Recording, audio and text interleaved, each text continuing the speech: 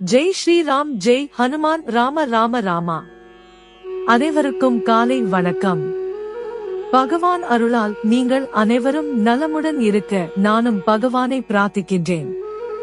இன்னைக்கு என்ன பார்க்க இருக்கிறோம்? என்ன ஆஞ்சநேய சிலை எத்தனை வகையில் நம்ம பார்க்க கூடியதாக இருக்கும் என்றுதான். ஆஞ்சநேயரை 4 வகையாக சிலை வடிப்பாங்க.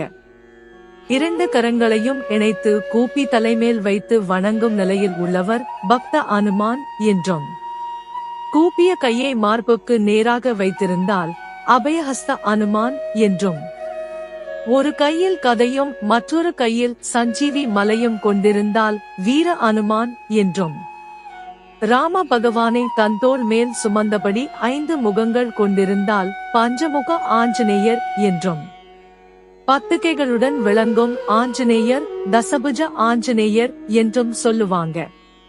ஆகவே நீங்களும் அனுமனை வேண்டி வழிபட்டு விரும்பிய வரங்களை பெற்றுக் கொள்ளுங்கள். இது தவிர உங்களுக்கு வேறு வடிவங்கள் தெரிந்தால் காமெண்ட்ல சொல்லுங்க. ஜெய் ஸ்ரீராம், ஜெய் ஹனுமான். ராம ராம ராமா.